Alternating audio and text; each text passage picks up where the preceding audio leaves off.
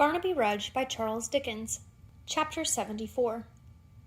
Dennis, having been made prisoner late in the evening, was removed to a neighboring roundhouse for that night, and carried before a justice for examination on the next day, Saturday.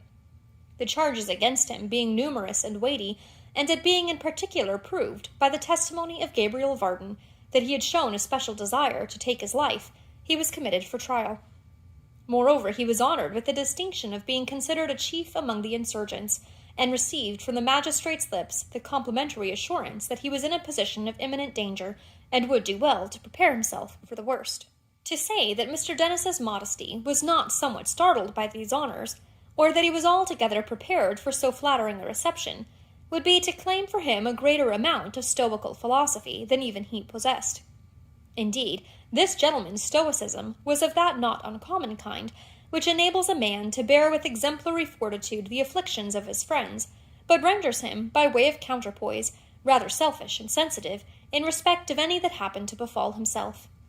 It is therefore no disparagement to the great officer in question to state, without disguise or concealment, that he was at first very much alarmed, and that he betrayed divers emotions of fear, until his reasoning powers came to his relief, and set before him a more hopeful prospect.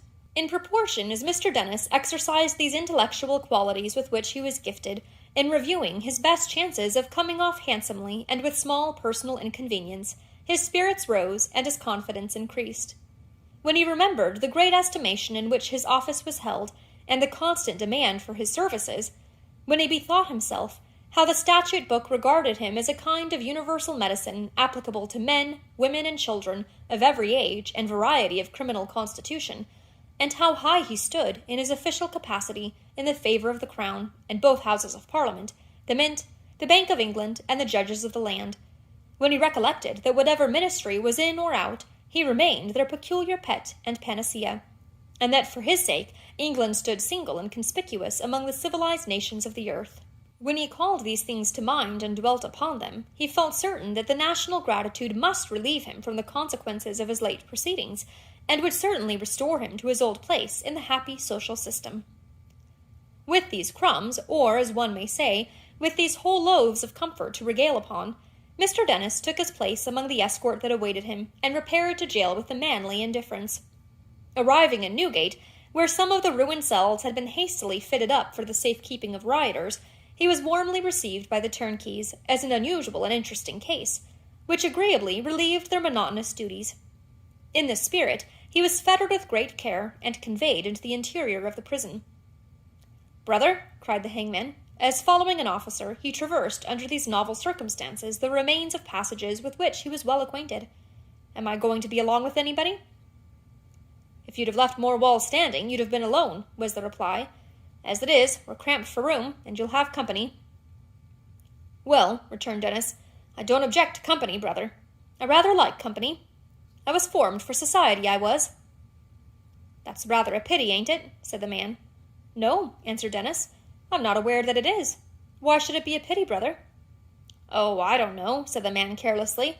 "I thought that was what you meant, being formed for society, and being cut off in your flower, you know." "I say," interposed the other quickly, "what are you talking of? Don't. Who's a-going to be cut off in their flowers?" "Oh, nobody particular. I thought you was, perhaps," said the man. Mr. Dennis wiped his face, which had suddenly grown very hot, and remarking in a tremulous voice to his conductor that he had always been fond of his joke, followed him in silence until he stopped at a door. "This is my quarters, is it?" he asked facetiously. "This is the shop, sir," replied his friend. He was walking in, but not with the best possible grace, when he suddenly stopped and started back. "Hello," said the officer, "you're nervous." "Nervous?" whispered Dennis in great alarm. "Well, I may be. Shut the door." "I will when you're in," returned the man. "But I can't go in there," whispered Dennis. "I can't be shut up with that man. Do you want me to be throttled, brother?" The officer seemed to entertain no particular desire on the subject one way or other, but briefly remarking that he had his orders and intended to obey them, pushed him in, turned the key, and retired. Dennis stood trembling with his back against the door, and involuntarily raising his arm to defend himself, stared at a man, the only other tenant of the cell, who lay stretched at his full length upon a stone bench, and who paused in his deep breathing as if he were about to wake. But he rolled over on one side, let his arm fall negligently down, drew a long sigh, and murmuring indistinctly, fell fast asleep again.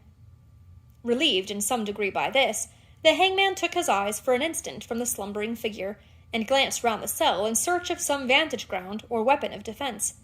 There was nothing movable within it, but a clumsy table which could not be displaced without noise, and a heavy chair. Stealing on tiptoe towards this latter piece of furniture, he retired with it into the remotest corner, and entrenching himself behind it, watched the enemy with the utmost vigilance and caution. The sleeping man was Hugh, and perhaps it was not unnatural for Dennis to feel in a state of very uncomfortable suspense, and to wish with his whole soul that he might never wake again. Tired of standing, he crouched down in his corner after some time, and rested on the cold pavement. But although Hugh's breathing still proclaimed that he was sleeping soundly, he could not trust him out of his sight for an instant. He was so afraid of him, and of some sudden onslaught, that he was not content to see his closed eyes through the chair-back, but every now and then rose stealthily to his feet, and peered at him with outstretched neck, to assure himself that he really was still asleep, and was not about to spring upon him when he was off his guard. He slept so long and so soundly that Mr. Dennis began to think he might sleep on until the turnkey visited them. He was congratulating himself upon these promising appearances, and blessing his stars with much fervor, when one or two unpleasant symptoms manifested themselves, such as another motion of the arm, another sigh, a restless tossing of the head. Then, just as it seemed that he was about to fall heavily to the ground from his narrow bed, Hugh's eyes opened.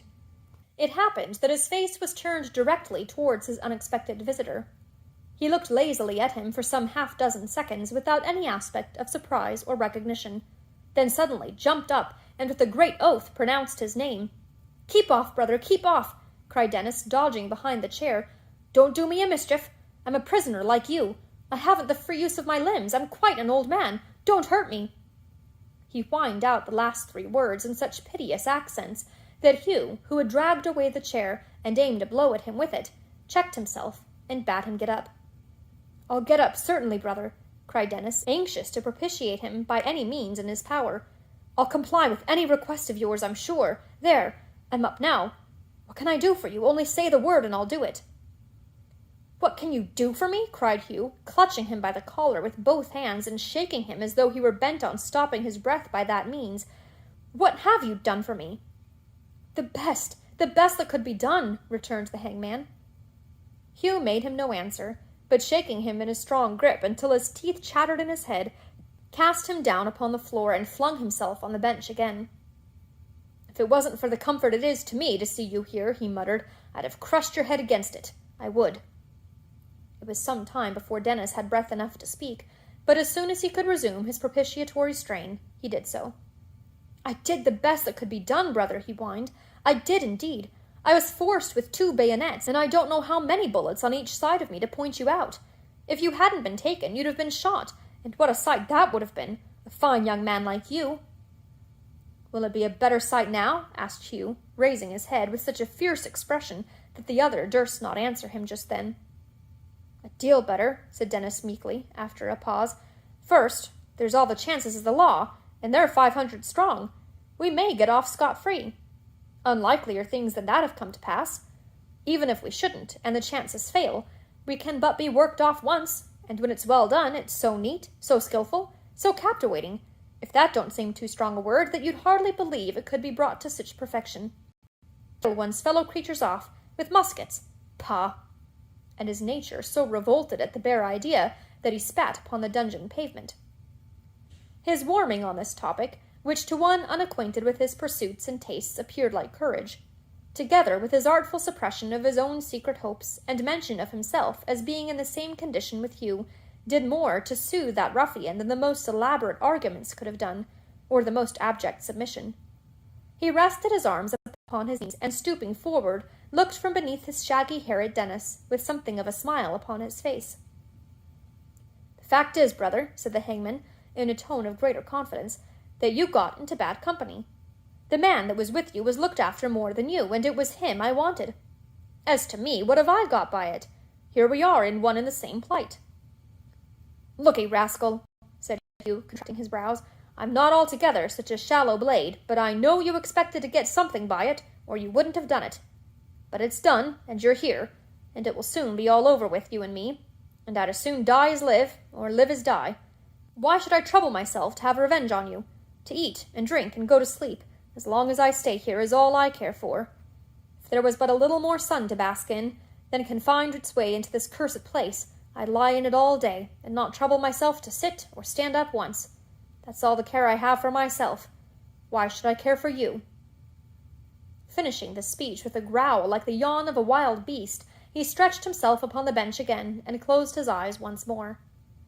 After looking at him in silence for some moments, Dennis, who was greatly relieved to find him in this mood, drew the chair towards his rough couch, and sat down near him, taking the precaution, however, to keep out of the range of his brawny arm. "Well said, brother. Nothing could be better said," he ventured to observe. "We'll eat and drink of the best, and sleep our best, and make the best of it every way. Anything can be got for money. Let's spend it merrily." "Aye," said Hugh, coiling himself into a new position. "Where is it?" "Why, they took mine from me at the lodge," said Mr. Dennis, "but mine's a peculiar case." "Is it? They took mine too." "Why, then, I'll tell you what, brother," Dennis began. "You must look up your friends." "My friends!" cried Hugh, starting up and resting on his hands. "Where are my friends?" "Your relations, then," said Dennis. "Ha, ha, ha!" laughed Hugh, waving one arm above his head. "He talks of friends to me, talks of relations to a man whose mother died the death in store for her son, and left him a hungry brat without a face he knew in all the world. He talks of this to me?" "Brother," cried the hangman, whose features underwent a sudden change, "you don't mean to say—" "I mean to say," Hugh interposed, "that they hung her up at Tyburn. What was good enough for her is good enough for me. Let them do the like by me as soon as they please, the sooner the better. Say no more to me. I'm going to sleep." "But I want to speak to you. I want to hear more about that," said Dennis, changing color. "If you're a wise man," growled Hugh, raising his head to look at him with a frown, "you'll hold your tongue. I tell you, I'm going to sleep." Dennis, venturing to say something more in spite of this caution, the desperate fellow struck at him with all his force, and missing him, lay down again with many muttered oaths and imprecations, and turned his face towards the wall. After 2 or 3 ineffectual twitches at his dress, which he was hardy enough to venture upon, notwithstanding his dangerous humor, Mr. Dennis, who burned, for reasons of his own, to pursue the conversation, had no alternative but to sit as patiently as he could, waiting his further pleasure.